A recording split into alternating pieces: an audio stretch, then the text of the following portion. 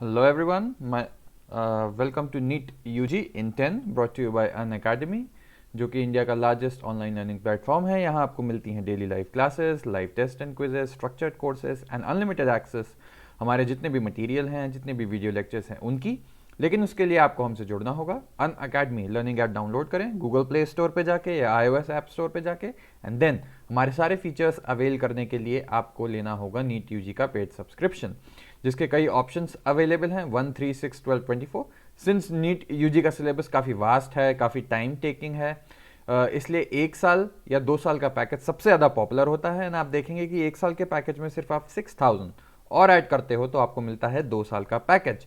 On top of that, अगर आप मेरा कोड LOVE10 ये यूज़ करते हो तो आप पाओगे एक्स्ट्रा 10% ऑफ जो भी हमारी बेस प्राइस थी।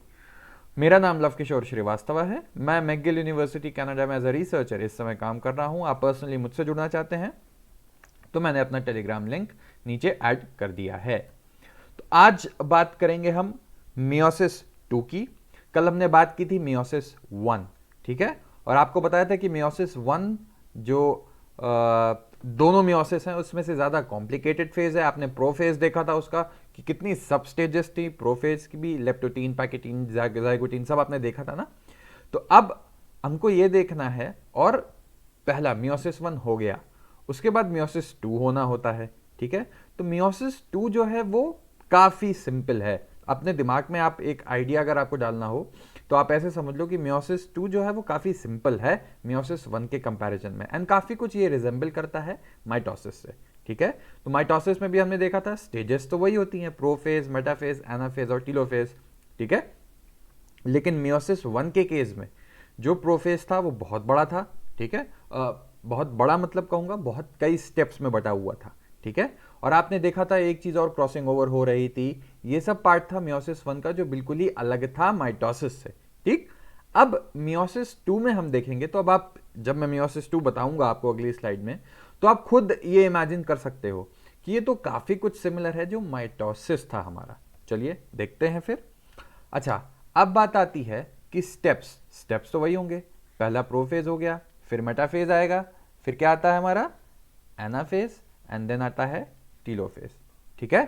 तो स्टेप्स तो यही होने हैं, प्रोफेज, मेटाफेज, एनाफेज, टीलोफेज। बस क्या होगा फर्क, आगे 2 जुड़ जाएगा, ठीक, क्योंकि ये मियोसिस 2 का पार्ट है, ठीक। अच्छा, अब बात करें कि मियोसिस 2 होती कब है। हमने बताया था उधर कि मियोसिस 1 हुई, मियोसिस 1 साइटोकाइनेसिस भी हो रही थी, ठीक है। साइटोकाइनेसिस जब हो गई उसके बाद आता है मियोसिस 2 की स्टोरी, तब शुरू होती है, ठीक है। अब आप देखेंगे प्रोफेज है, तो प्रोफेज 2 एक साइटोकाइनेसिस हो चुकी थी, आपने देखा था ना, 1 से 2 सेल बन गई थी, साइटोकाइनेसिस हो चुकी है। अब हमारा मियोसिस 2 शुरू हुआ है, यानी meiosis 2 is initiated immediately after cytokinesis, ठीक है। अच्छा, अब बात आती है कि क्रोमोसोम्स भी बढ़ गए हैं अलग अलग, ठीक। तो क्रोमोसोम का इलोंगेशन अभी जब होना है, ठीक है, उसके पहले क्रोमोसोम के साथ क्या क्या होना है आप अभी समझ जाएंगे। एक पॉइंट बस ये याद रखिएगा अभी कि क्रोमोसोम इलोंगेशन से पहले ये होगी, या क्रोमोसोम पूरी तरीके से इलोंगेट, अभी आप समझ जाओगे। चलो आगे बढ़ते हैं। अच्छा, अब बात आती है इन कॉन्ट्रास्ट टू मियोसिस 1।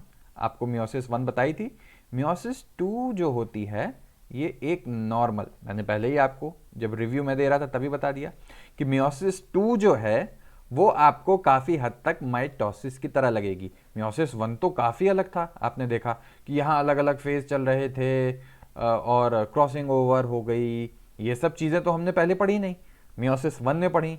लेकिन जो मियोसिस 2 है वो माइटोसिस जैसी आपको फीलिंग देगा। अच्छा, क्या क्या होता था अब जरा देखिए। एक तरीके से आपका माइटोसिस का रिवीजन ही ये हो रहा है। तो न्यूक्लियर मेम्ब्रेन जो है वो डिसअपियर्स कर जाती थी, कब तक, by the end of prophase 2। Prophase 2 के एंड में न्यूक्लियर मेम्ब्रेन, गोल्जी कॉम्प्लेक्स, ये सब गायब हो चुके थे ना। यही काम होता है यहां पे भी, ठीक है। अब बात आती है कि क्रोमोसोम इस समय कॉम्पैक्ट हो जाते हैं। याद आ रहा था कि जो क्रोमैटिन बन के आ रहा था माइटोसिस में, एस फेज में जो क्रोमैटिन आ रहा था वो और थिक होना शुरू होता है, बंडल बनाना शुरू करता है और फाइनली क्रोमोसोम बनता है। ठीक, बेस्ट किस फेज में दिख रहा था? माइटोसिस में मेटाफेज में था। माइक्रोस्कोप के नीचे जब आप अंदर देख सकते हो बेस्ट, कौन सी स्टेज होगी? वो मेटाफेज होगी। ये क्वेश्चन एग्जाम में आते हैं, इसलिए याद रखना, कंफ्यूज नहीं होना है। ठीक, अच्छा, अब बात करते हैं हम मेटाफेज की। प्रोफेज तो हो गया, प्रोफेज आपने देखा कि बिल्कुल एग्जैक्टली सिमिलर था। अच्छा, अब याद करो माइटोसिस के मेटाफेज में क्या होता था? ये हमारी सेल थी अगर, तो इसकी जो इक्वेटर प्लेन होता है, इक्वेटर प्लेन आपको पहले ही मैंने बताया है, यहां पे क्या हो रहे थे? जितने भी हमारे जो ये क्रोमोसोम्स थे ये यहां पे आके अरेंज हो रहे थे, है ना, ये बताया आपको। और ये दो पोल थे, इससे स्पिंडल फाइबर जुड़ गया था काइनेटोकोर पे, है ना, ये पार्ट तो बताया हुआ है। अब यहां पे देख लेते हैं क्या होता है कि क्रोमोसोम्स जो हैं they align at the equator and the microtubules. Microtubules कहां आ गया? ये जो स्पिंडल बनता है, ये स्पिंडल फाइबर जो बनता है, ये माइक्रोट्यूब्यूल्स में इसका कंट्रीब्यूशन बहुत ज्यादा होता है। ठीक है, तो याद करना कि स्पिंडल फाइबर बन रहा है और क्रोमोसोम इक्वेटर पे आ रहा है। और हाँ, स्पिंडल फाइबर कहां जुड़ता है? आपको बताया था, ये सेंट्रोमियर, सेंट्रोमियर का एक डिस्क पार्ट होता है जिसको बोलते हैं काइनेटोकोर, है ना, यहीं पे आके जुड़ रहा था। चलो, ये पार्ट तो हमारा बिल्कुल क्लियर हो गया। हमने देखा कि प्रोफेज भी वही कहानी चल रही है, मेटाफेज में भी वही कहानी चल रही थी, मियोसिस 2 की। ठीक, अब आ जाते हैं एनाफेज में। अब याद करो एनाफेज में क्या बताया था कि जो सेंट्रोमियर है, वो सेंट्रोमियर जो है वो अलग हो गया, डिवाइड हो गया। ठीक, स्प्लिट होने के बाद ये देखो, splitting of the centromere of each chromosome. Splitting होने के बाद क्या होगा? ये जो अभी इक्वेटर पे थे, ठीक है, अब वो इधर इधर मूव करने लगेंगे पोल्स की तरफ, है ना, ये सब बता चुका हूं, ये सब डिस्कस कर चुके हैं। तो एनाफेज में भी वही हुआ कि जितने भी सिस्टर क्रोमैटिड्स थी वो मूव करने लगेंगी एक पोल पर, ये देखो। ठीक है, इसमें तो कोई कंफ्यूजन होना नहीं चाहिए कि जो क्रोमैटिड्स हैं वो अपने अपने पोल की तरफ जाने लगेंगी। क्यों? क्योंकि स्पिंडल फाइबर अब कॉन्ट्रैक्ट कर रहा है। ठीक, तो मेटाफेज में भी सॉरी, मेटाफेज बोल रहा हूं, एनाफेज हो गया, प्रोफेज हो गया, जो तीनों फेज अब तक हमने पढ़े, देखे कुछ भी सिमिलर नहीं दिखा हमको माइटोसिस से। तो आप माइटोसिस अच्छे से अगर पढ़ते हो तो समझ लो मियोसिस 2 तो कवर हो ही गई। अच्छा, अब हम इधर देख लेते हैं कि meiosis ends with telophase 2। Telophase आखिरी फेज होता है और टीलोफेज 2 यानी मियोसिस 2 का भी लास्ट पार्ट हो गया, तो बिल्कुल आखिरी में आ गए हम। इसमें क्या होगा? यहां पे दो क्रोमोसोम का ग्रुप बन गया था, जैसे आपको पता है। यहां पे क्या होगा? एक सेट यहां पहुंच गया, एक सेट यहां पहुंच गया। ठीक है, अब इसमें न्यूक्लियर एनवेलप बन जाता है और इसके बाद फाइनली साइटोकाइनेसिस होगी, यही होता है। तो ठीक है, अभी हम यहां पे देख लेते हैं कि जो 2 ग्रुप्स ऑफ क्रोमोसोम है once again get enclose by nuclear envelope.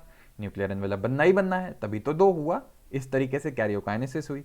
इसके बाद क्या होगा? साइटोकाइनेसिस होगी। ठीक है, जिससे आपको 4 सेल्स मिल रही हैं। क्यों? क्योंकि मियोसिस 1 में 1 से 2 मिली थी, अब ये 2-2 बनाएंगी, तो फाइनली 1 से 4 मिल गई, हैप्लॉइड। ठीक है, ये 2n होता है और फाइनली जो आपको मिलती हैं वो होती हैं n। ध्यान रखना, कंफ्यूज मत होना। इसीलिए मियोसिस को रिडक्शन डिवीजन कहा जाता है, क्योंकि क्रोमोसोम का नंबर यहां पे हाफ हो रहा है। ठीक है, तो आई होप कि एक बेसिक आइडिया लग गया होगा। और अब तो पता ही लग गया होगा कि मियोसिस 2 एकदम माइटोसिस जैसी दिखती है। मियोसिस 1 भी हम डिस्कस कर चुके हैं, जो काफी अलग थी। ठीक है, तो आई होप लेक्चर पसंद आया हो। कमेंट करके बताओ और क्या पढ़ना चाहते हो, एंड सब्सक्राइब करो। लव 10 कोड यूज करके अनअकैडमी से जरूर जुड़ो। और मुझसे पर्सनली जुड़ना है, मेरे और क्लासेस के बारे में अपडेट्स चाहिए, तो टेलीग्राम का लिंक मैंने नीचे ऐड कर दिया है। तो thank you so much for listening.